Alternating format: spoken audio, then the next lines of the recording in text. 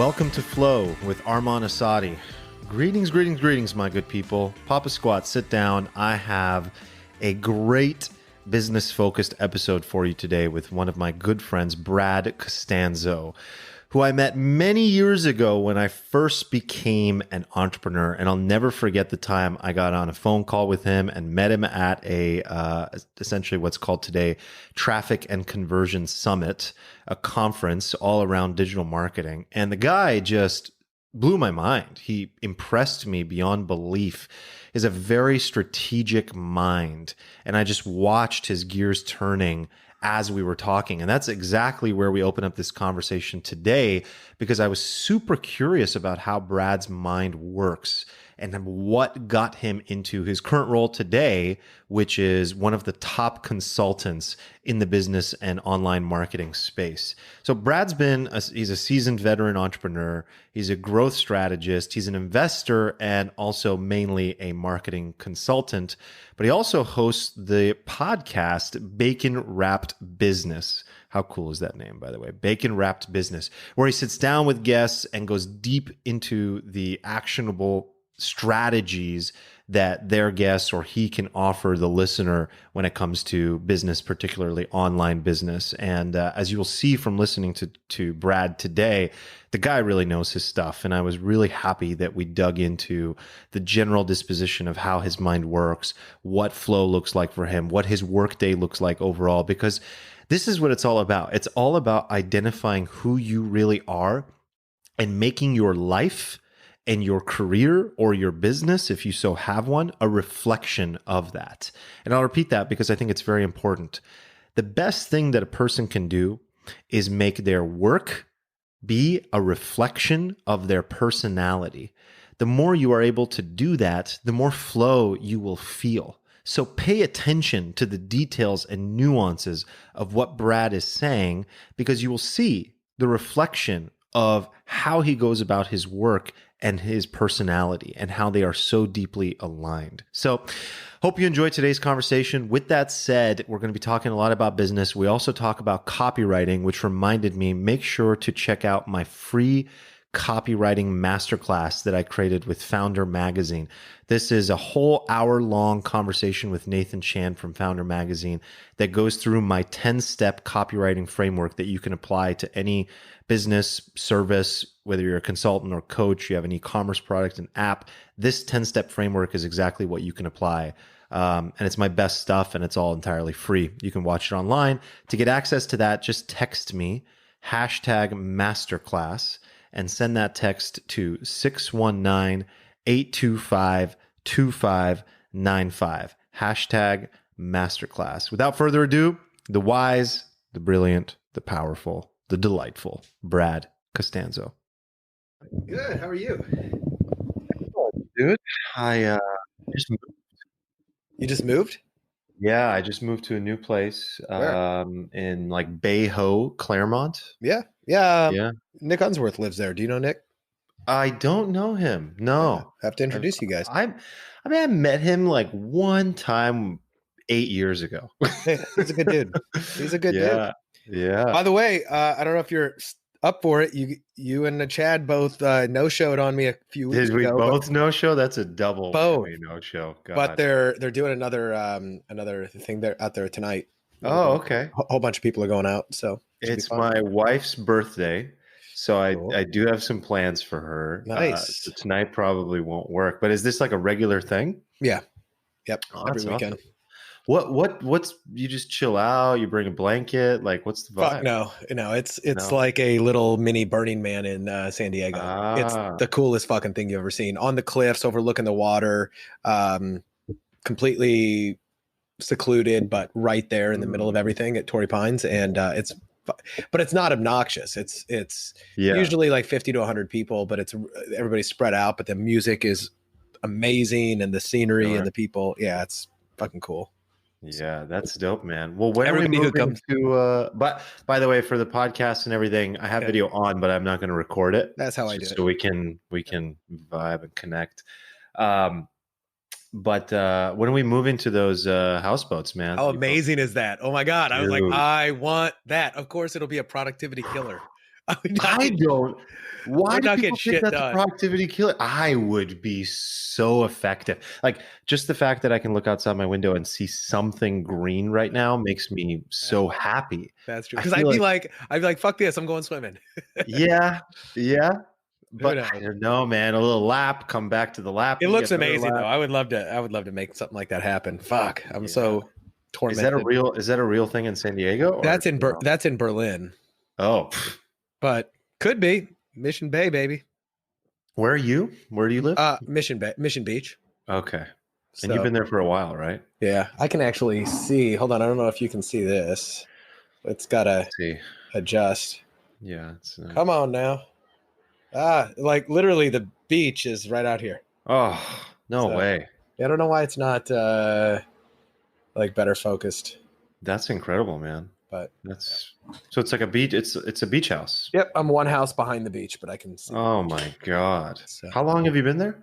year and a half. Okay. Love it. Love everything about it. Yeah, where were you before that? Mission Valley and then downtown. We almost moved to Mission Valley, Nice. but something felt off when I was viewing places. I was like, I wasn't getting enough of that nature. It was a stopover place. Like we couldn't find anything we really liked, but we found a really nice apartment complex. It was super new and relatively inexpensive, and it was convenient to everything. It just was boring. Which one was it? Savita. That's the one we looked at. Yeah, it's nice. It's nice. It's just it's a good price. It's cool. It's just yeah, uninspiring. Right. It's like it got everything you need, but it doesn't necessarily like inspire you or have a lot to do around there. Mission Valley is convenient in the sense that every single fucking corporation and box type, restaurant, everything is around. Yeah, but I could see Target from my vibe. Yeah, I could see Target from my house. Like, ooh, whoa. Yeah, totally, man. So what's new, man? Let's jump in. Where I want to jump in with you, man, is so when I will never forget the first time we connected. Yeah. I don't know if you remember. That was in San Francisco, right? Well, we got on a phone call. As far as I remember, I think we got on a phone. Maybe we connected in person first, but I'll never forget the phone call. Okay. Because I thought we had met originally at TNC San Francisco. Did you go to that? Yeah, I think I've been to most. I think that's where we met. It was there. I'm actually torn about going to this next one. I'm like, I don't know. Yeah, this was the 1 year, like in a while, that I bought a ticket, and I'm like, God damn it! And then but at least it's here. We don't have to try. Yeah, that makes it so much easier. Yeah. But I get on this phone call with you, man, and I swear to God, you just come out with like this fire, and it was just pure fire, pure strategy. And I just remember thinking to myself, I was like, what a strategic mind! Like you were able to take something that I don't even remember what I was doing in my business at the time. And I'm pretty sure I was within my first year of entrepreneurship at that time. And I considered myself a solopreneur, total rookie, just kind of putting everything out there, putting a couple deals together. I remember licensing came up and you were just throwing different things at me that I could do or think about that you had expertise in. And the main thing that just landed for me was I watched the way you took a complex set of possibilities and ideas and you simplified it in your mind, and then you made it concrete enough to deliver in the form of words. And I've always remembered that. It's like I remember it so specifically. So I love that. Thank you. Yeah, man, of course. It's true. Where I'd love to kick off is like, have you been doing that around the market and business as a whole today? I'm sure you've been spending a lot of time thinking. And I want to just start with the big picture. Like what's going on here in the world today? And how are you adapting personally? Yeah. So that's, obviously a great question. So overall, my background is obviously like in the space of marketing, entrepreneurship, digital marketing. It's been going on for about 12 years. And, everything from creating from info products to software to services, et cetera. And then for the past 7 years, I've really been primarily focused on consulting. And once in a while, I've done some acquisitions of some businesses. And sometimes it's I've bought the entire business. Sometimes I've bought a majority. And then other times I've bought in and sometimes it's consulting for equity. So it's a little bit of everything. So that, and then fast forwarding with consulting being my primary business model, is that during COVID and the initial lockdown and, everything got kind of crazy, I lost multiple really big long-term clients for no fault of my own. Wow. However, it ended up being a blessing. These were amazing clients, but it had probably come to a point really where there wasn't that much more that, we could do together, but we had such good relationships. They didn't want to let me go. I didn't kind of want to leave. It felt like I had golden handcuffs sometimes. Yeah. But the good news is that I got new clients out of that kind of magically sprang up, and these were really good ones. And they've led to a lot more opportunities. But I've noticed just in dealing with multiple clients in the past 6 months, just how crazy things are, because there's obvious uncertainty, and there is a dramatic need for them to do something that I love to help people do, but that they really didn't have the desire to do before, which was into that strategic thinking and ideation on how do we pivot to a low touch economy? How do we either stem the bleeding or even capitalize on the things that are going in a way that in a time where nobody knows what's going to happen next week, right? So for instance, some of the things that I was able to successfully do with some new clients on this I love are I do strategic ideation workshops or intensives, for lack of a better name for it. I love how I called you strategic and you literally are calling it the same. So yes. Yeah. And yeah, and I really like to dive into the process of ideation, because I think ideas get a bad rap in this world of entrepreneurship, and you hear a lot of people go, "Man, ideas are worthless without execution," and I think that's a very dangerous statement, because it denigrates ideas down to, "Oh, everybody's got ideas," but there's a difference between ideas, right? There's ideas, and then there's breakthrough big ideas that can really move the needle, and just getting into execution. You can execute a really bad idea really well, and I think we all know where that goes. The funny part about ideation is it's not brainstorming. It's not just coming up with stuff and throwing it against a wall. It is going in, getting a clear map of what's going on and what may go on, and more than anything is identifying the problem, and then saying, okay, well, is the problem that we think we have a real problem, or is it just a symptom of a bigger problem? And maybe that bigger problem has an easier answer. We don't know. So I spend a lot of time with my clients going into problem definition and fleshing those out. And then we decide, okay, well, what are some of the ways that we can overcome this or the biggest problems? And now this is actually the fun part, because sometimes it is just throwing stuff at the wall. There's no real bad ideas. Let's figure this out. But having had so much experience in different industries and just trying things myself along the way, I come up with a lot of ideas that are kind of non-typical, or like, oh, I wouldn't have really thought about that. And sometimes I do it naturally. Sometimes though, there's a process that I use to do this that is repeatable by anybody. But then once we come up with those ideas, we have been we then score them, and we try to use there's a couple of frameworks. One of them is some sort of matrix or decision making framework. Yeah, I lovingly call this the ice pirate framework. The reason behind that. So there is, and I did not invent this. I have borrowed this, but I think I did invent ice pirate. So pirate metrics refers to something. I'm trying to think of the guy who created it. I cannot think of it. But anyway, it stands for AAR or AAARRR. Yeah, triple A.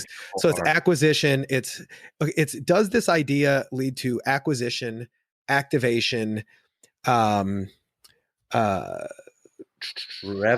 I want to say attraction, revenue, and retention. Yeah, and right. So they kind of and referrals. Right. So if an idea leads to one of those, that's kind of a lever. It's on or off. It either does lead to, let's say, attracting new clients or or generating revenue, or it doesn't. So for instance, I may have an idea of let's improve my logo.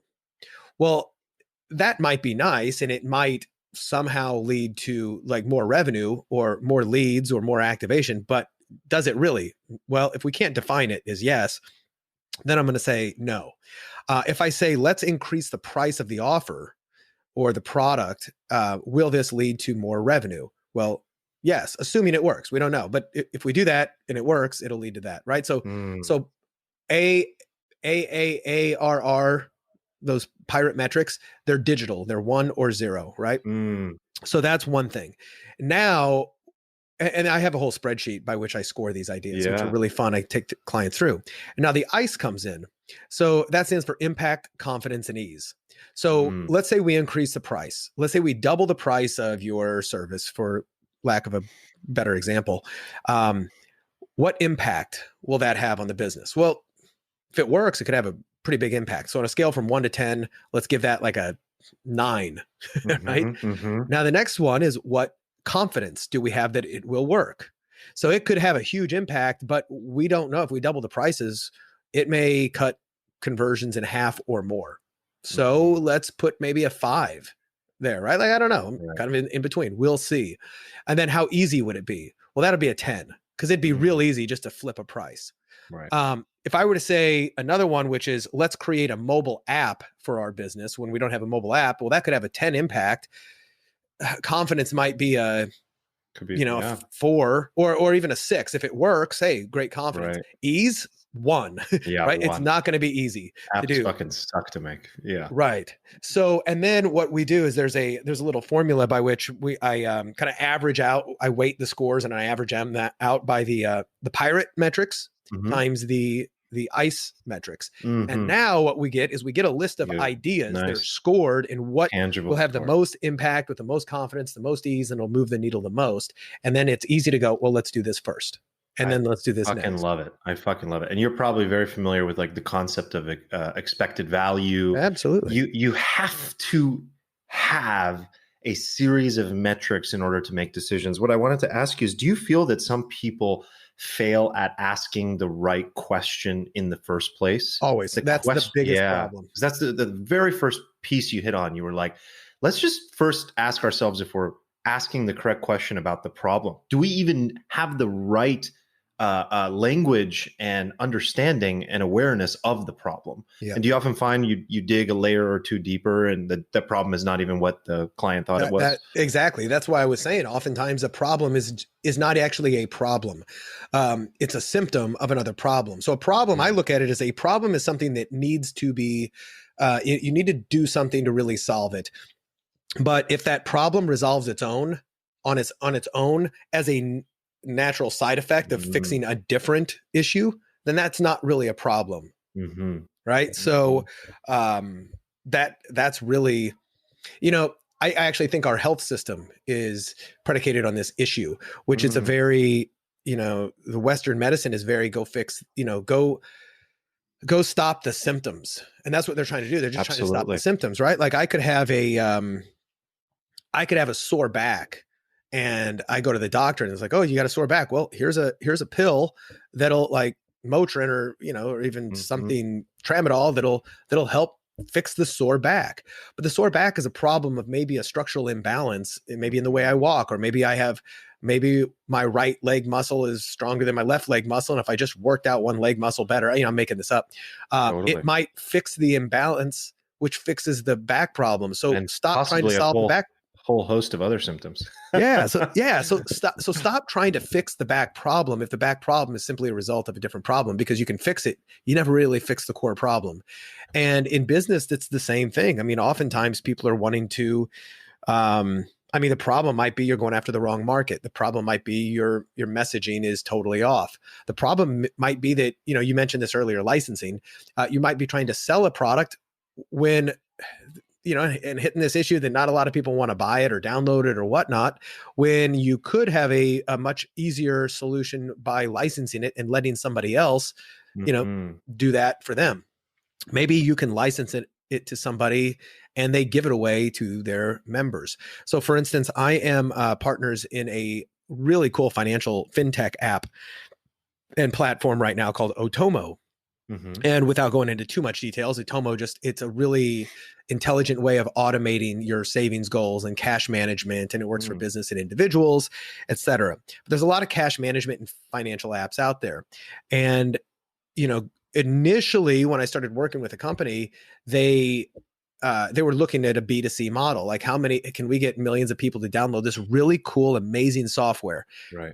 And there's obvious problems in that, and just getting mass adoption of a B2C thing without, massive VC funding.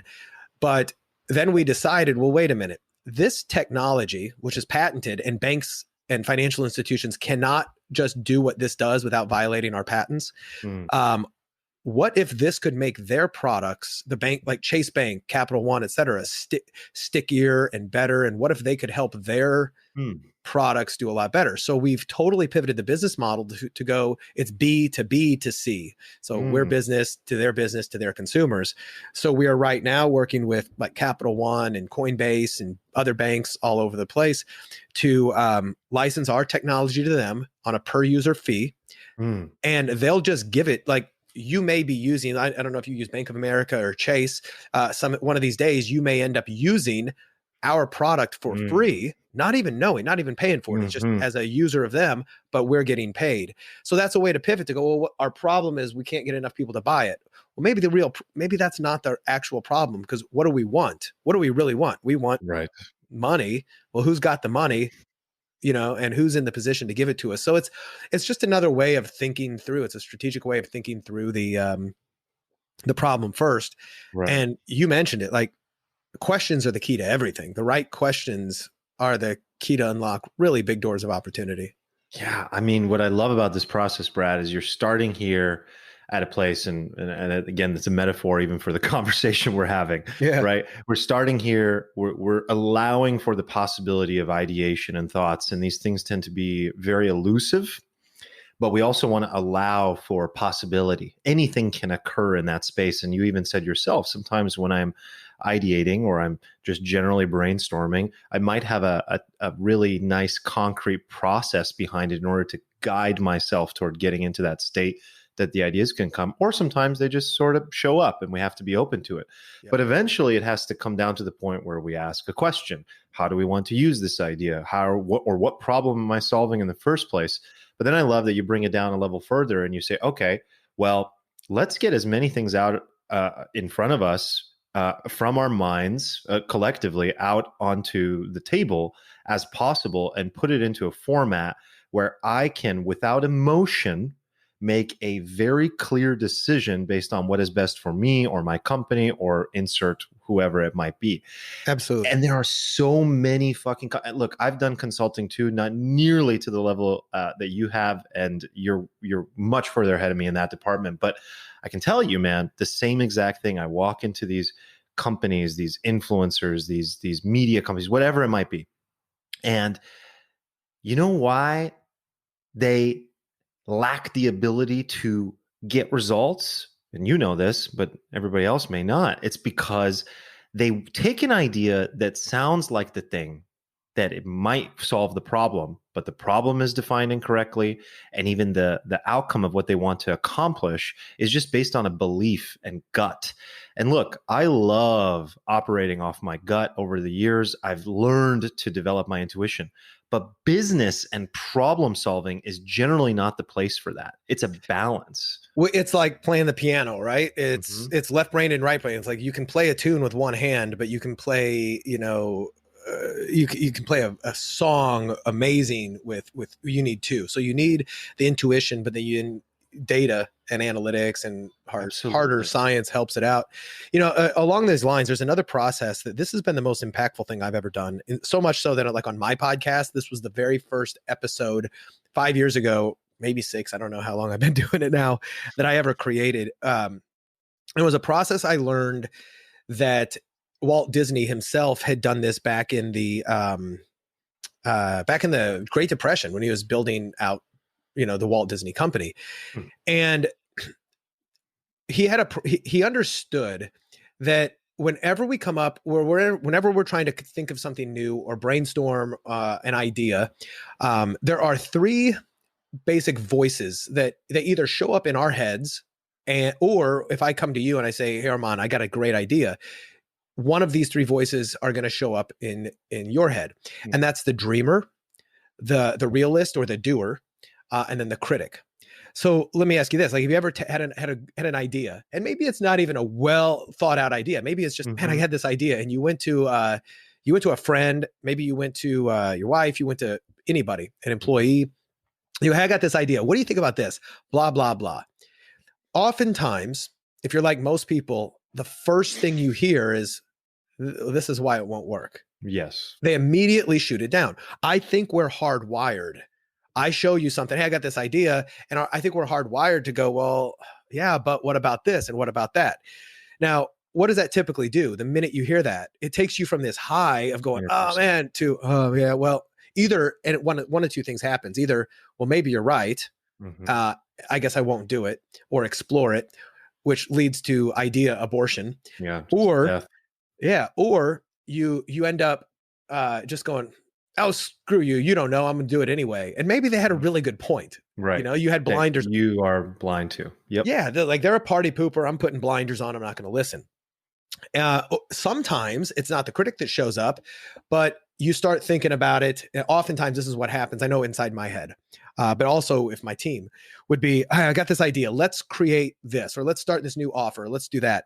Oh, okay. So here's what we have to do. We got to do this, this, this, and this. Oh, but it won't work because of that. And then, well, no, but if I did this, okay, now this is how it would work. And I'm jumping in between real quickly in between the dreamer, the doer, and the critic, and they're all screaming at once, even inside your own head. And it's like, So what Walter would probably call him, understood is that you need to separate these three voices out, and you need to give them each their time on stage. So as an example, I believe that I've heard that he had three separate offices in his building, which was the dreamer's office. So one of them would be super colorful, and he'd bring in the artists and Imagineers and everybody and say, you know, I love to think of him doing this when he was planning out Walt Disney or Disneyland in the very first time, and going, okay, I've got this idea. Step into the dreamer's office with me. Let's just dream what's possible.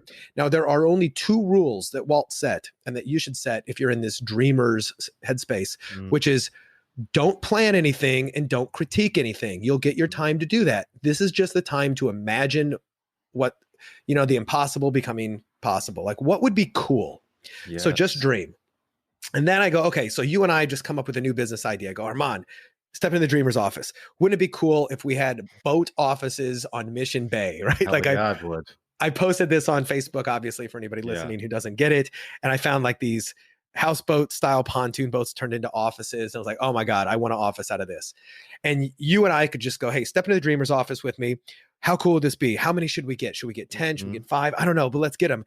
Okay, cool. And we can charge money for them, or we could just have them for ourselves. And we're just thinking about what would be cool. Then we go, all right, does this sound something like we might actually want to plan out? Nah, let's skip it. It was just daydreaming.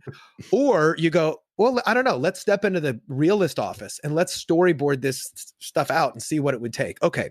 So the first thing we're going to do in the realist office is remember the other two rules. No more dreaming. Don't add stuff to it, and still don't critique it yet. That's coming.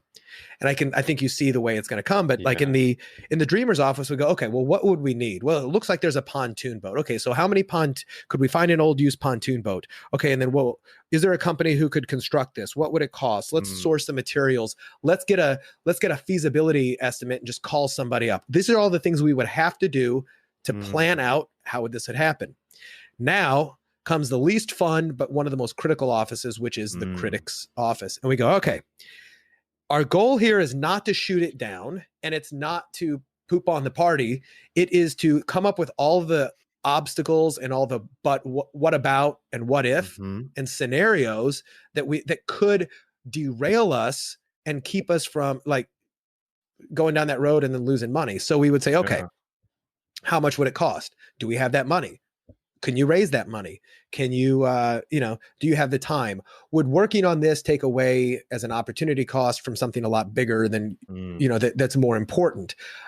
What if your business model metrics don't work? Now, pay close attention to the way I'm talking. It's all questions. Right. There are no solutions. Statements. Yeah. It's, did you think about this? Well, what would you do here? I'm just critiquing it. You can say, well, I don't like this because of X, but I'm not solving it. And I'm not adding new dreams, and I'm not fixing it. Because once you have all the critiques, you're going to take that into one of the other offices that needs fixing. It's like, okay, thank you. You're going to thank that critic. Might help the vision, might help the dream. It totally helps. It circles back around. Yeah. And so now it's a circular thing. So by the time you take the next dream and plan into the critic's office, let's say he looks at that and goes, I don't know, looks good to me. You're like, oh crap, I think we got a green light. Let's do this. So this is so powerful to do as a team. It's so powerful to do with just by yourself. And it's important to also change spaces where you're doing this. So, well, that's the biggest thing I'm taking out of what you just said. Yeah. I thought I was doing well with a new office. I need 3 now. Yes, you do. Well, so for instance, one of the things I like to walk and dream and think and stand, because it gets the juices flowing. When I'm planning, I'll sit at my desk, and when I'm critiquing, I've got a chair that I'll go to in my house, and I'll just sit there. And sometimes I'll even fold my hands over, put my, hand on my chin, and just really think through this, like I'm trying to shoot it down. But because there's a different mental energy that goes into place. But here's where this gets insanely powerful.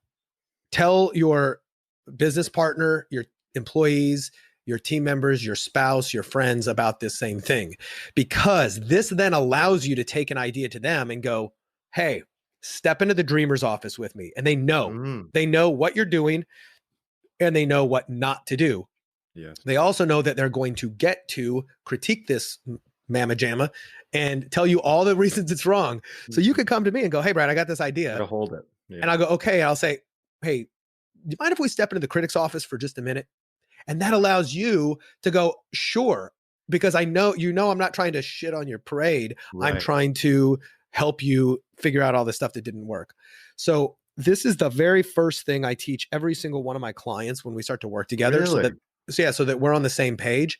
My wife too. I go, hey, honey. I love this. Already thinking about how I'm going to implement this. Yeah. So especially with my wife, because she's heard me, like, I'm the kite, she's the string, she keeps flowing away. But she's heard me come up with 1,000,001 harebrained ideas. But she also knows when I'm dreaming or when I'm actually planning something out. And if I'm just in the dreamer mode, she's like, cool. Let's see what this sounds like. So, right. So that's one of my favorite techniques that every single human could do if they just understand dreamer, planner, and it allows that type of structure without having literally just tried it. I can imagine provides so much freedom. Yeah. Because there's respect mutually, even just respect for yourself if you were individually in that process of dreaming, to know that you need to leave the doer and the critic out of your mind for a moment to allow yourself the freedom to dream. And the idea that they're still going to get a chance to say their piece is what allows you to go, okay, not yet. It's all about not yet. I'm going to plan it and I'm going to critique it later.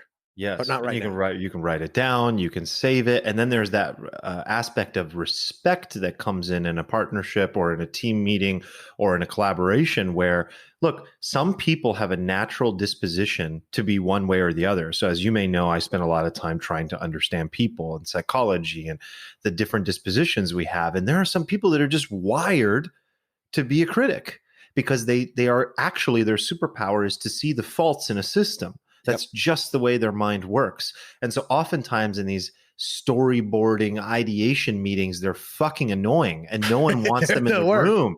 No one wants them in the room, and they take it personally. Why is this person like this? What's wrong with this person? We're just dreaming for a moment. We're trying to visualize. what we don't understand is that we haven't created the construct. And what I love about what you're talking about is that it gives everybody a place, because then there's an opportunity for that person to thrive when they're in the critic room or the doer room, and some other people are just great at executing, right? And then know this from all the assessments we take as entrepreneurs. Some people are visionaries. Some people are what do you call it on the rocket fuel one? Integrators. Yeah. So you just have to. But everybody has a little space. But every single person has the ability to do all three. Every single human being can dream, plan, and critique. But you're right. Some people are a little bit more predisposed to do one. And if you honor that and go, listen, we're going to allow you, you're going to get to do what your mind wants to do, but we're going to give you the permission to dream a little bit. And I mean, it's just such a super powerful thing for the entire, I think for the entire world. If they just did that a little bit more, we'd have a lot less, I don't know, strife and struggle in places. So anyway, that's one of the very first stages that I do. And then, when it comes to coming up with these ideas, and I mean, one of my natural strengths is just, I have a really good memory of stuff, and I integrate things, and I'm able to kind of pull some of my clients call me Bradipedia. Like, where'd you pull that out of? Like, I was like, oh, well, 5 years ago, I read a book that talked about this exact thing. And it's not a photographic memory, but it's a, I don't know. Would you call it like akin to a filing cabinet in your mind? Yeah, it really is. I think that's a natural born strength, but it's also something that I work on, like my knowledge management. Like I don't just read something and totally hold it in. Tell me about this. What is your knowledge management? Because I'm an absolute nerd about this kind of thing too. Cool. So it's also not highly complex, but let's say I'm reading a book. Like I like to read, if I'm reading nonfiction and something that I want to refer back to, I love Kindle and Scribd.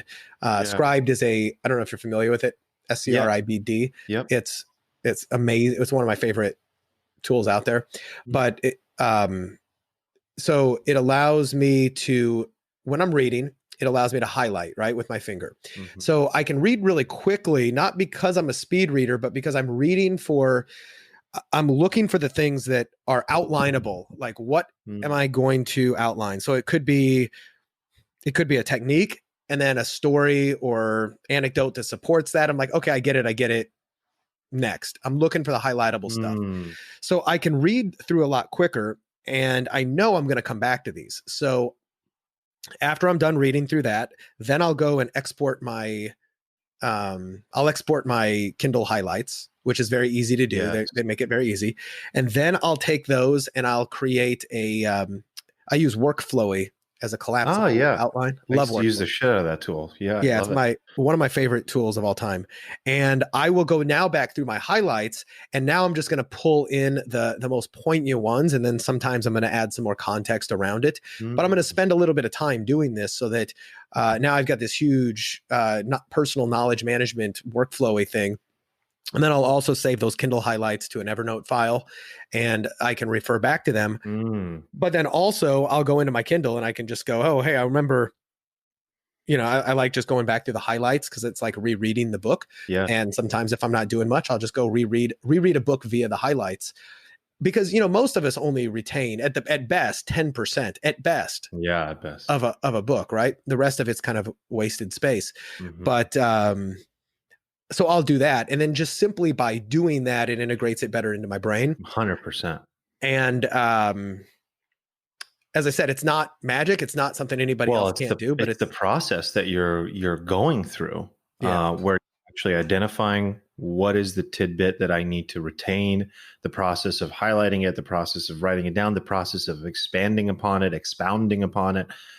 In Workflowy, Richard Feynman, the scientist, has a similar thing that I read about a long time ago, but it was all around the process of learning, like how to properly learn. And the final step that he kind of talks about, you just walk through all the steps, by the way. That's why your retention is so high. You have to actually write it down and play with it. But play with it. That's the key. I love that. Sharing it and being able to explain it in simple terms, not in, we don't want to take the exact thing that we learned and just give an exact representation of it. We actually need to put it into our own words. So now we're actually back at the beginning of the conversation where I said the thing that stands out to me about you is I can see you moving through all the information, taking it, processing it, and then putting it in Brad's words and teaching it to me like I'm an 8-year-old. And that's the final step. Teaching it to someone like an 8-year-old. You are 100% right. I'm so glad you said that, because I usually have to be the one to tell other people that that's like the actual final step. Are you familiar with a concept called the trivium? No. Okay, so the trivium is it's also known as like classical education. So up until the mid 1800s, when our school system became industrialized with the Prussian system, which is what we all go through school right now, whereas like rote memory and classes, etc. Since like ancient Greece, I believe, most students at a higher level were taught with this trivium, and the trivium stands for grammar, logic, rhetoric. And what it really means is whenever you're learning something, you first need to understand the grammar of it. What are the fundamentals? What are the words? What are the building blocks of information? Like, if you want to understand online marketing, for instance, I need to know what an opt-in or a squeeze page is. I need to know what a landing page is. I need to know what an autoresponder is, right? Like little things like this. So you need to understand the lay of the land. Only then can you start to put the pieces together and test it, logic, right? So if this, then that, or no. And you start to play with it. Like logic is like grammar is kind of learning it. Yeah. Logic is the field of play, testing it, validating, etc. Rhetoric is getting up and teaching it to others. It's speaking it and letting somebody else know that you know it.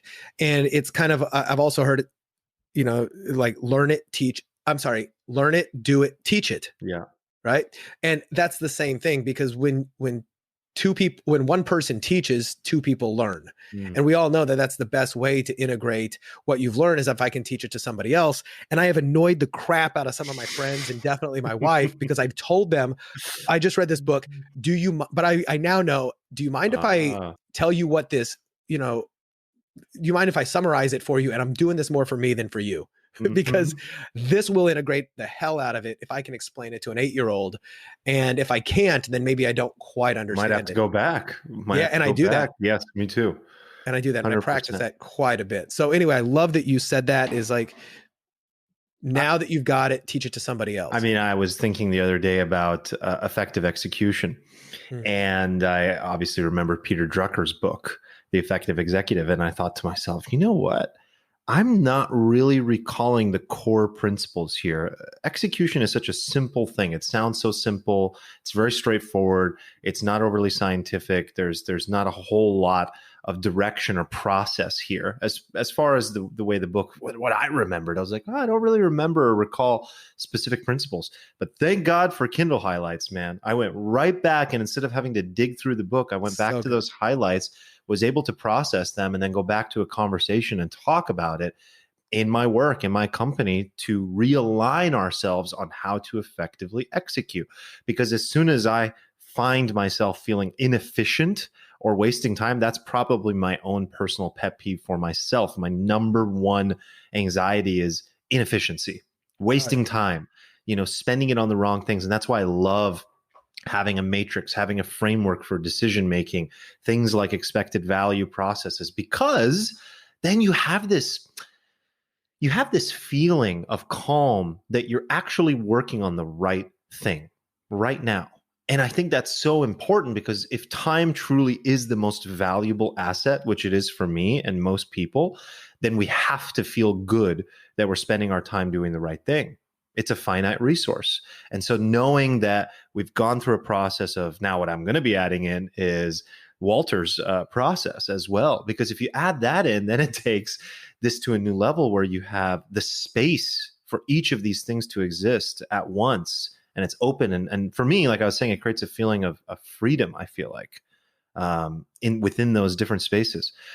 Where do you think the driving force for you comes from when with strategy, with the way your mind works? Because your mind clearly, we go back to having a predisposition for something. You clearly have an ability here to do this more naturally than other people. Some people are fucking unorganized and they just can't help it. I'm actually very unorganized. Yeah, I'm very unorganized. I'm not an organized guy. Ask my wife. Got stuff all over the place, but I'm functional. I'm a functional, unorganized guy. So I got that.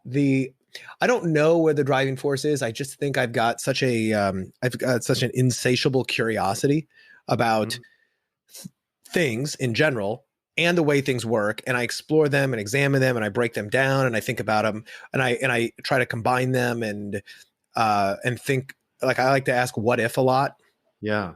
Well, the reason I asked this question, Brad, is I feel like your choice to be a consultant is a beautiful reflection of your personality. And I think it was Naval Ravikant that said the best type of work that we can do is work that is a reflection of our character and our personality, because over time it begins to feel less and less like work. Yes. You know, so where did that come from? You think that moment where I think it's honestly the desire, the love of, so I'm a big relationship guy naturally. Like I intentionally build relationships, but I don't do them like some people have ulterior motives for building relationships. They're super connectors and they do this on purpose because I'm super connected, but I don't think of myself as a super connector. Other people do, but I'm just not out there. I'm not out there strategizing, okay, how can I connect with this person? I mean, sometimes if it's an individual I want to meet, I'll think, all right, well, what's an in? But I love learning and I love sharing. And I think because of that, those two things, learning, doing, and sharing, play well as a consultant, because who am I going to share it with? I can learn it and do it by myself and grow my own business, but I'm a crappy CEO. I'm not the one. Like, you do not put me in the driver's seat of this chief executive officer position of most things. I don't want to be. Yeah. Right? I don't want to be that organized. To learn that, to identify that? Or was it something you knew from the beginning? It did. Yeah. Although at the same time, I think I'd be much better in a CEO role than a COO role. I know that for a fact. But especially the bigger you get, the more you're out there just using relationships and making sure that that you got the right people on the bus and whatnot. But but by learning something and doing it, and sometimes just learning it and sharing it, I've helped a lot of my clients out with ideas that I've never put into practice, but I learned them. I know somebody else who's done them and I could recognize how it would work with your business. So I say, well, why don't we try this? And if it makes logical sense why it would work, I don't necessarily have to have done it, but that plays well into my strengths of learning and sharing, right? If nothing else. And it also, the consulting side plays into my entrepreneurial ADD and desire to solve fun problems, because if I'm always just working on my own little business, solving my own problems, I don't know, I just get a little bit bored, but I love playing in new fields. Yeah. How many projects or clients do you currently have, or do you generally like to have? I would probably like to have more if I was more efficient at handling them all. But sometimes I get them. I'm like, oh crap, I got too much on my plate. Right now, I've only got, I've got one client who is a decent sized marketing agency that has multiple clients. So they brought me in to kind of be a strategic hitman on all of their various clients. So I get to bounce around inside their, I have one client, I have multiple clients inside that one client, if you would. Right. So that's been a fun one to do. So I'm kind of coming in to help them do both conversion optimization and sales for their own agency. The other ones, I've got 3 other clients that I'm working with currently. And then I've got another one. This is, I guess, you could consider him a client, but I've now got a decent percentage of their business they gave me in for that. So now it's like a partner. So that's something separately. And then one of the things I'm doing completely outside the scope of consulting, it's early stage, but really excited about the potential, is working with one of my best friends who owns an IT service business, IT managed service provider for local businesses. And we are looking to acquire other businesses in there and do a roll up of businesses in that space. It's early stage, but kind of putting all the pieces together because I see a big opportunity. I understand acquisitions. I've done them at smaller and mid-size, not mid-size, smaller levels. And I've got a lot of advisors who help me out with this. And then I got him on operational expertise.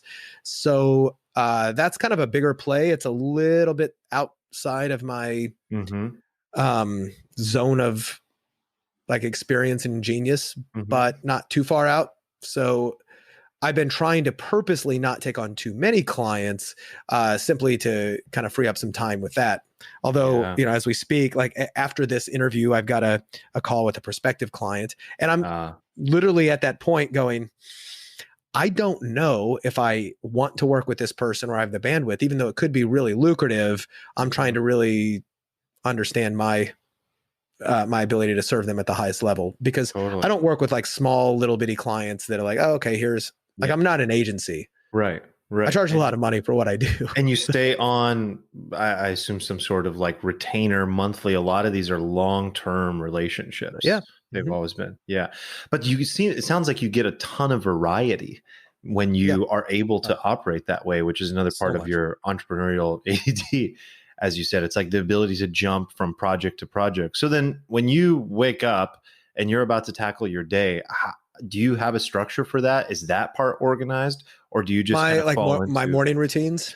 Your morning routines, but really your whole day? Like, what is your process like for workflow? It's not that organized. I do try to own my mornings as much as possible. I don't have a strict routine, except, you know, I wake up, do the general wake up, get a cup of coffee. And I do try to read every single morning, and not my Facebook news feed or anything. Try to read something, at least like 10 pages of something. And I was on a morning journal kick for a while. Sometimes I don't do it, but then I go work out in the morning. So it's at least reading and working out at a minimum. And I try not to schedule any meeting before 9. I don't want a 9 o'clock meeting. I'll try not to do one till 10 or 11. I agree. But 9 is the earliest possible. Like 8 o'clock meeting, not worth the money. But I just try to own that and try to get my day going in a way that I feel good about it. I do try to sometimes write. Like recently, I haven't been journaling, but I've taken this week, I think every single day I've written like a long ass Facebook post of just something I kind of get inspired by. And I've just tried to write some inspirational, sometimes funny, sometimes poignant messages, because I think that social media is currently, you know, the feed is in the toilet and it feels like this 100%. Negative sludge. And I'm like, well, you know what? I'm going to try to do my part and contribute some degree of positivity to it. And it's funny. I got a message this morning, or it was actually yesterday. And he said, this is a guy I did some brief consulting with a while back, but he sent me a really nice message. He just says, hey, Brad, what's going on? I love the posts you've been making. You know, very motivational. I like that you question things and expand on the detail. So I got that yesterday, and it makes me happy that people who are following me, that some of the stuff I'm putting out is, I'm just like, I like to make people think. Like if I'm doing stuff, I just want them to stop. I'm not trying not to preach at them. I'm not trying not to tell them how to live, but I'm trying to give them epiphanies and just going, like little perspective shifts going, I never really thought about that. And one of the reasons I'm doing that selfishly is also practice. So I recently, for some clients, I did this about 6 months ago, and I've really been trying to build this up, but I was like, you know, whether you're a personal brand or an actual business, right, who has a brand, but especially with a person behind it, I'm like, what are the ways to stand out in a crowded market? So if everybody's doing something similar, what are all the various ways that you can stand out and get noticed? And some of them are very, what do you call it? Like, no kidding, like have a USP, right? What's your unique selling proposition? And I'll rattle off, if you don't mind, some of these. I just pulled it up here on my list. Yeah, hit it. So there's the really typical ways to be noticed in a market. Like, how do you stand out from the competition? Well, you can be either the cheapest or the most expensive. You know, you can be the rarest, you can be the best, you know, demonstrably the best. You can be the most specific. You can niche down extremely, Mm-hmm. tight, or you can even spend the most money on advertising awareness. Well, you can stand out those ways. And those are very, anybody can come up with those. But what are the things that I started to think that really make the biggest difference in persuading somebody to not only, to pay attention to you, to get interested, to potentially buy from you? And some of them are really also fundamental, like have social proof and endorsements. Like social proof, what, like, are other people either following you, like you've got 1 million fans or followers, which is somewhat social proof, or like you have great endorsements and other people saying that I worked with Arman and he's great, right? Social proof and endorsements. Mm-hmm. The other one is demonstrable proof and results, right? So it's one thing to just have social proof. It's another thing to be able to demonstrate my mousetrap is better than your mousetrap. Like, look, I built a better mousetrap. Here's all the mice it caught. Mm-hmm. Gorilla Glue had a great infomercial for years where I don't know if you've ever seen that. It was a pretty famous one. He had a hard hat, right? And he put Gorilla Glue and he put himself on like a steel beam and he hung from it. That is demonstrable proof of what I do works and I can show you the results. Yeah. Another one, the amount, like building goodwill in the marketplace. And, for service providers and personal brands and people out there, especially if you're in the teaching business, this is great. Like help people by actually putting out content that helps them, get results. Sometimes, if you can get somebody results before they pay you money, that's even better. Publishing a blog or a podcast. I mean, this is one of the reasons I do my podcast, the Bacon Wrap Business one, is just to share. To ask you about it. Yeah. Yeah. It's just to share good advice to people for free. They don't have to pay for anything, but it's like that builds goodwill, both with my guests and my audience. But the more goodwill you build, the more people will be like, I really feel like I know this guy. I like him. I trust him because he's obviously putting out good stuff. And the more goodwill you build, the better your brand will be. I just mentioned, a unique selling proposition, but along these lines, that's also like do you have a unique mechanism which makes your product or service work better? Do you have a signature solution? Is there a plan or philosophy behind what you do that's different than what everybody else does? And it can just be something like P90X had their concept of muscle confusion, which was just a big idea of it was their unique way of saying why our workout system is better than everybody else's. Muscle confusion, like, what is that? And that's what you're supposed to say. And you're like, well, whenever you work out doing the same exercises, like all the time, your body adapts to it. And when it adapts, it stops losing weight. When you change it up and mix it up all the time and you're doing different things every day, it confuses your muscles, which makes them work harder. Now that makes the people who are listening to this go, oh, okay, that makes sense. It makes logical sense. It's unique. Nobody else is using that. Maybe I'll buy from you because you have something unique, right?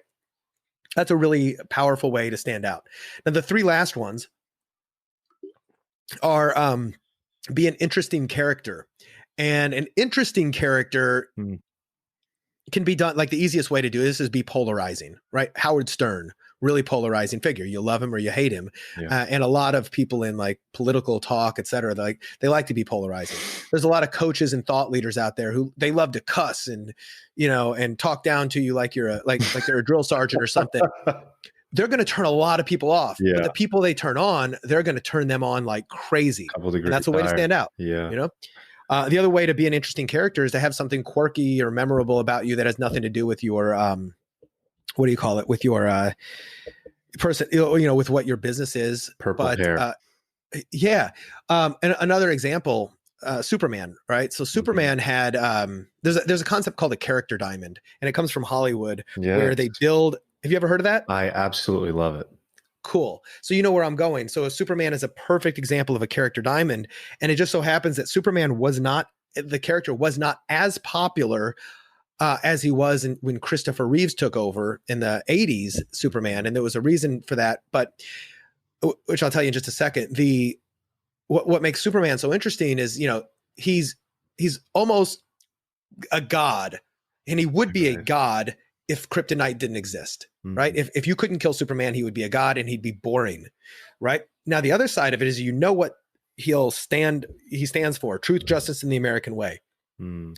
But then on the flip side, he has a really quirky personality trait. And the quirky personality trait isn't even his Superman. It's his alter ego, Clark Kent. And that is he's a bumbling moron with women. Right. When you think about like Superman should have the most swag of anybody, just walking with a big old strut, even as Clark Kent, like, hey, Yeah. I'm Superman under here. But he's not. He's a bumbling idiot. And that made him lovable and human and interesting because it made you go, they never even explained why was he a bumbling idiot. He just was. Just part of the formula. Made him likable. Right. Yeah. So it goes so Superman's basically goes like God, like kryptonite on the other side, and then standing for truth, justice, and bumbling idiot on the other side, and then you got a diamond. I love that. You know what's interesting? So, James, I grew up in 80, like Roger Moore and Sean Connery, James Bond. Yeah, I'm one of the only people I know who really doesn't like Daniel Craig as James Bond, and the reason Sean is Connery for life. Yeah. Yes, Sean Connery and Roger Moore. Then for me, because Roger Moore was my first one. Sean Connery is my favorite, and then I loved Pierce Brosnan. He did a great job, but one of the things that Daniel Craig is missing is the quirkiness. He has none. He's too cool. He's not a womanizer, and in this Me Too world, that's probably good. But that was part of the fun, the shtick of James Bond. He's like the badass super agent, but he's a womanizer. It was just kind of fun to watch. Now, granted, like that is what it is, but he was also really funny, and he would really not take stuff seriously. Sean Connery was hilarious. Daniel Craig is not funny. No, he doesn't even smirk. That's why I'm not a fan of hit. Like the action movies are good, but to me, he's like thought about that, but that totally nails it, man. That totally nails it. And I do think a lot of the people who didn't grow up with Sean Connery and Roger Moore love Daniel Craig because they just think of him as another great action movie. But he's not interesting enough. Okay, so there's a lot of ways to be interesting, but those are a couple ways: be polarizing or have a well-developed character diamond. Now, the last two, one is empathetic bonding, which just means this really comes from your copy, your messaging, and understanding who your avatar is. But can I talk to you in a way that you feel as though I understand you as good or better than you understand yourself? Do I give you this dominant, this emotional release of, oh my God, this guy gets me? Yes. Oh, you just said exactly what whatever you're selling, I'm buying. Yes. Right? Like that is a empathetic bonding that takes a lot of skill to do, but it's very possible. As copywriters, we do it all the time. It's very possible. Now, the last one that I came up with, and there could be more, and I would love to hear if anybody else has any other suggestions, but it's to provide powerful epiphanies, revelations, and perspective shifts. So an epiphany is that moment that goes, oh my God, I got it. Or I've never thought about it that way before. Or like I had a revelation. That's why Daniel Craig is not awesome. Yes, you just had that was an epiphany. That was for sure. Now, and here's what's cool. Chances are, the minute you had that, there was a little bit of an emotional spike of like excitement and awe. Like, oh man, you know what? Anytime you can spike somebody's emotions and memory are very, very tied to each other. So if you can give somebody a positive or negative, but ideally a positive emotional spike because of you, as a result of talking to you or reading something you did, you're going to always be associated with that epiphany, with that revelation, with that new perspective. Right. They will always remember that you did it. Here's a good example. When I read The 4-Hour Workweek, Tim Ferriss gave me an epiphany, multiple of them, which was you can sell information online. You can screw that. You can sell things online. Like I never even thought about it. I was in financial services until that. And this was 2007 when I read the book. People were selling stuff online. I just never he connected the dots. He then connected the dots that you can outsource and use overseas labor. I'm like, oh my gosh. And then he connected the dots that you can have all these little businesses running for you. And it's not about being rich. It's about having enough, I guess, passive money to take care of all your bills, and that frees you up. And those are like epiphany, bam, bam, bam. Absolutely. And so many people we know are forever indebted to Tim for giving them those revelations, those epiphanies. So I work hard to try to do that with my clients. And the hardest part about giving somebody an epiphany is not just telling them how it is. Right. But by asking questions and getting them to follow along with your questions, it's like therapy. It's exactly like therapy. Therapists usually don't do the work. They ask questions that allow you to do the work. Absolutely. Right. So it's like, hey, have you ever noticed, isn't it peculiar? Have you ever noticed, Arman, that this happens and then this happens? Do you think that they are, how do you think that those two things might be related? Right. Because if I can get you to do the work. You have to. It's like helping a friend in need. Every time we do that in life, we find that we're just hurting ourselves, actually. Each person has to open the door for themselves in business, in self and personal growth, and relationships. There's no other way. Yep.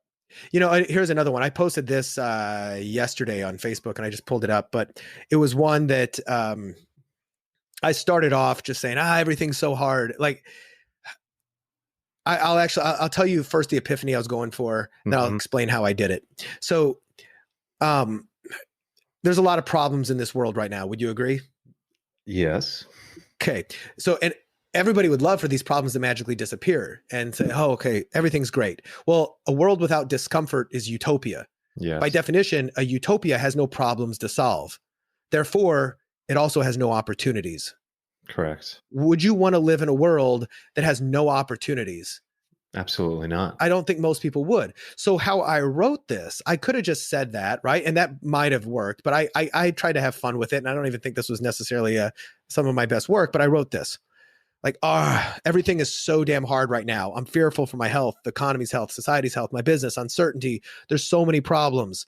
I wish somebody would all make it all better. Maybe a politician or a divine entity could save us. Where is utopia? I want a world without discomfort, because then there'd be no problems to solve. But does that mean there'd be no opportunities to solve them either? Crap. I like opportunities. I haven't seen an opportunity yet that didn't revolve around solving a problem for somebody, but maybe I'd be okay with no opportunities, living in a state of perfect homeostasis. Okay, I've for a few years. Now what? I feel good, but I feel kind of useless too. Okay, who wants some help? You got a problem? Yo, I'll solve it. Bueller.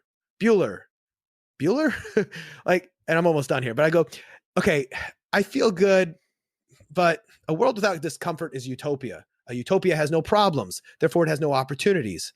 Protopia is what we have today, which, according to Kevin Kelly, is the idea that we're just trying to progress, right? I go, this is the way to run a business and a life, one step at a time.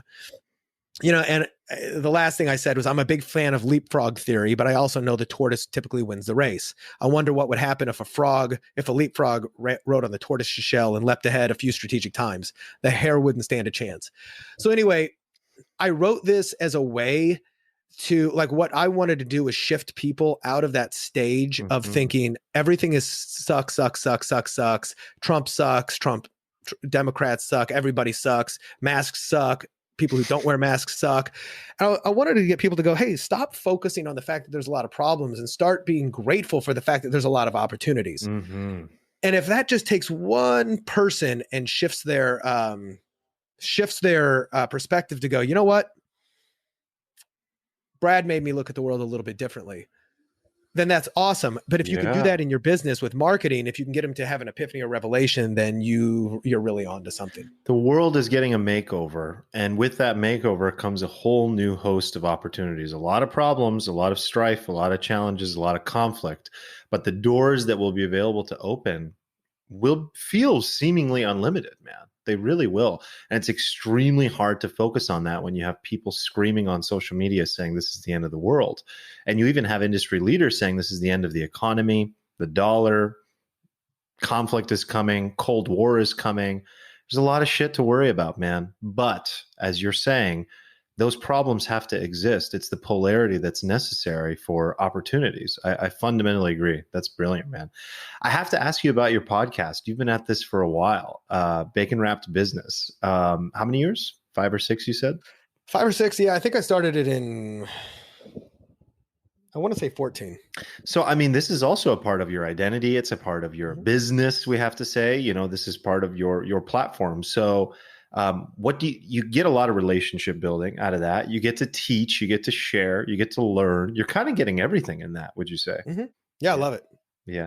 What do you want to evolve this into next in a world where, there's a lot of podcasts out there, and you got into this ahead of a lot of people. Right now, there's a million of them. Probably at the time you got into it, there was only a few 100,000, if that. Probably, yeah. Yeah. So where do you see the podcast industry as a whole going, and how do you want to play in it going forward?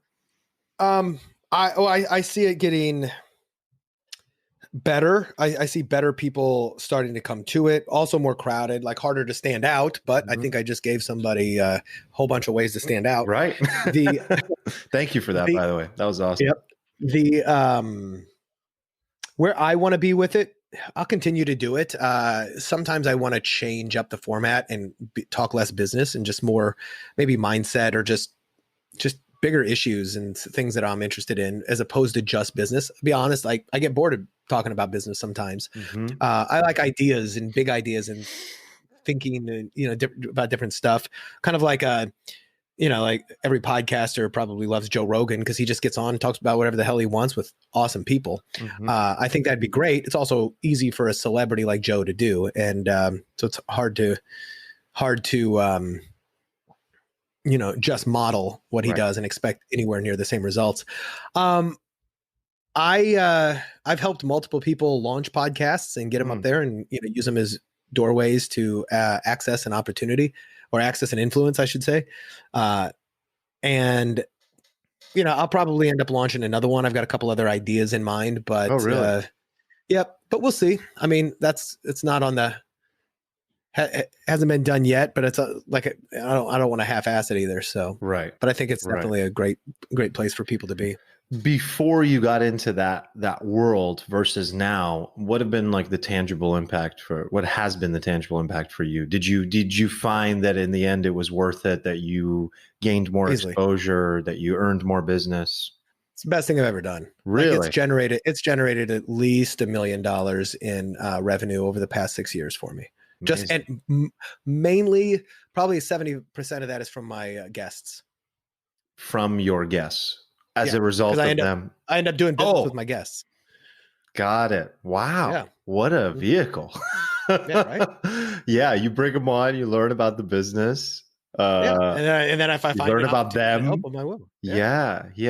There was somebody else that was saying that to me recently too, but I love the idea of podcasts that are industry specific, because they just kind of let you sit down with the leaders in that industry and have a conversation. And if you can help them or they can help you, it kind of ends up just being this much more subtle process. Like you and I, we're not, but if we were going to talk about doing business together, it's like we could get on a Zoom and we would just kind of stumble our way around and try to figure things out. But this allows us to connect on a human level, to understand each other, where we're at with our business. And who knows, man, one of us might pick up the phone or Zoom in a year from now being like, oh, I'm connecting the dots for you. So I think it's really powerful, because a lot of people ask me about the podcast world and they're a little intimidated by the number of shows that are out there now, Yep. That's where I actually wrote a guest post on digitalmarketer.com blog about how to get an instant rate of return, or a return on investment of your podcast, which is change the currency that you're looking at for ROI. Access and influence is what it's all about. You get access to people of influence, and as you get more access to influence, as you get more of that, you get more of that. So access and influence breeds access and influence. And there's a secret that most podcasters do not know until you become a podcaster, and then it hits you like, oh man, my statistics are private. And this is a very powerful thing, because if you've got a good looking show, nobody out there can actually say exactly how many or how few downloads you have. Nobody knows how many downloads Bacon Wrap Business has. I could have 5 listeners, and that's, but nobody can prove it, because those are private statistics industry wide. And I mean, if you're in the top 100, iTunes and people will show you, but there's millions of them out there. Because of that, it's easier to open doors, because if they look at your podcast, they can't see, oh, this guy's only got 10 listeners, unlike a YouTube channel or something like that. So, and in 5 or 6 years, I've never had a single guest ask me prior to coming on the show, well, how many downloads do you get? Yeah. Never happened. What would they ask you? Like, what rank? I've never gotten a question like that either. Yeah. Yeah. No, they've just never asked. So it's like, it's never been an issue. And even in the beginning, when I didn't have many at all, they were not saying no. So, yeah, man, absolutely. I think it's, so I've helped several people create a podcast simply to open doors. And it's like, look, all you care about is your guests. You do not even like make your listeners second fiddle, because this will give you the opportunity to go get in front of people and talk to them, where normally you'd have to pay money or they wouldn't even give you the time of day. Yeah. Well, there you go. If anybody's listening who wants a podcast, I mean, I'd offer to help, but you're listening to a man who knows what he's actually talking about. He's done it before. So go to Brad. Happy to. Yeah, man. So I kind of want to wrap up with a little bit just about balance. It's been on my mind like a lot lately. Yep. I was listening, even just yesterday, I was listening to Kevin Hart talk, and you look at a guy like that who has been so committed to like massive ideals in his life. And I think as an entrepreneur, we have these very big visions, these very enormous goals about lifestyle, about what we want. What is that one of your drivers? Would you say that you have these very big drivers around specific goals and places that you're trying to attain? Or what is, not at all, your version of fulfillment? Yeah, that's the sense I get. That's why I asked you that question. Yeah, it's caused me a lot of strife in my days, because people are like, oh, come on, what do you want? I'm like, I don't know. Like, I came up with 3 things a few years back, and I was like, I want to be fully engaged in whatever I'm doing. I want to work with or be surrounded by people that inspire me, like really cool people. And I want to make really good money. None of those are specific. But I couldn't put a specific number on them and have it feel like I'm not just lying. I can make, if I'm making a couple $100,000 a year, I can actually live the life I want to live, as long as I'm not, working 80 hours a week for it. I want to make more than that. But if I said my goal is to make $1 million net a year, that sounds good, but it's not a driver. It won't get me up in the morning. It's just something specific like that. I don't have a specific type of work I'm dying to do, and there's not a specific person or whatever. I'm a kind of non-specific guy. I kind of go along with the river of life, trying to kind of guide my way through, but enjoying trying to be in flow as much as possible. But what drives me are those 3 things. I want to be fully engaged and enjoying. If I'm going to spend my time doing it, I want to enjoy it. One of the ways to enjoy it is to be around really good people while I'm fully engaged. And then the other way to do it is to get paid well for the value that I create, so that I can enjoy the things I like in my off life. Makes it really hard to plan a target for, but it makes it really easy to course correct when things are off. Was there a shift where you decided that life, business in general wasn't about these very specific goals? I don't remember. Like it's been a few years, but it wasn't a real specific moment. It just kind of happened. But I do know that it was about 2 or 3 years ago. And I stopped and I looked back and I was like, I'll be damned. I actually achieved all those 3 things. And I didn't even know it. Like, I was still kind of like, oh man, I haven't done enough. I still get that. Like, oh man, I haven't done enough. I need to do more. And ego gets a hold of you. But then I looked at it as like, wait a minute. I do work that I really like. I've got amazing clients, a few celebrities, a billionaire. I've worked with some like really, really, really cool people. And I make really good money. Like, I'd love to make more, but if I made a little less, I mean, it wouldn't be, the end of the world, and it is what it is. But I've got a great wife. Yeah. You got married relationship a couple of years ago, right? About 5 years ago. Wow. Jesus. Been a minute, but got an amazing wife, a great relationship. I'm healthy, knock on wood. And I live on the beach in my dream town. And so I'm looking at it like I'm really satisfied. Wow. And I don't think satisfied means thank you. And to me, satisfied doesn't mean I'm done. It just means I'm satisfied. I'm content and I'm pleased and I'm happy, but but I want more. Yes, please. Yeah. Can I have another? Yeah. Stable. Satisfied reminds me of how you should feel at the end of a meal. Yeah. Just be satiated. Don't overdo it. When you overdo it, you end up hurting yourself. Well, to me, it's actually how I feel at the end of a Snickers bar, right? So I haven't had a full meal. So if I've had a full meal, I don't want more. But if I've had a Snickers bar, I don't need more, right? Snickers satisfies. I don't need more, but I could probably welcome more if you put ice cream cone in front of me, right? Like, okay, give me that too. You just motivated me to have a Snickers. I haven't had one in years. Right? I kind of want one. I'm glad there's not one in my closet. Oh, this is awesome, man. Brad, Good. What's the best way? Obviously, people should listen to Bacon Wrapped Business. What's the best way to get in touch with you? Anything you want to end on? Any closing notes? Well, one of the best ways they can get in touch with me, obviously, go to baconwrapbusiness.com or search for it in the podcast directory and subscribe. They can go to bradcostanzo.com, and there's form on there where they can shoot me an email. And then, brad@bradcostanzo.com is my personal email. I try to read them all. Awesome. And I'm happy to give that out. So yeah, it's, I'm always open to meet new people with great ideas. Awesome, man. Thank you so much for the time, bro. This was great. Thanks for having me, brother. Yeah, absolutely. All right. There it is. Hope you enjoyed that conversation with Brad. I especially loved the last part there, not just about Superman and why Sean Connery is the best James Bond, but those points that Brad shared around how to really stand out in a crowded marketplace. I mean, that's gold. Like whether you're launching a podcast or an app or a new e-commerce business, or literally just trying to stand out as an individual in your job, in the workplace, by the way, you can apply those things to your career as an employee as well. So really pay attention there to those last pieces that Brad was sharing, because I think that they're very valuable and extremely actionable and applicable. And that's a great thing about today's episode. It was a lot of actionable strategies that you can go and really apply. But also, I want to make sure to note the ending around what Brad said when it comes to where he is today and the way he views his life in such a fulfilling way. The fact that he is acknowledging where he's at, the success he's created. It's so easy to fall into the trap of wanting more. But the fact that he really is in tune with the present, grateful, acknowledges what he has, I think is incredibly important and left us all with something to chew on today. So hope you enjoyed the episode. Make sure to share this one with a friend who needs it. And if you haven't already, please subscribe to the show on Apple Podcasts. Hit the follow button on Spotify.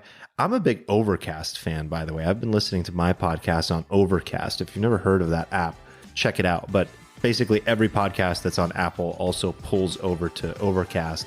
But it has these cool features when you're listening to just kind of play with it. My favorite thing is this voice boost feature that it has. Anywho, check it out. Appreciate you.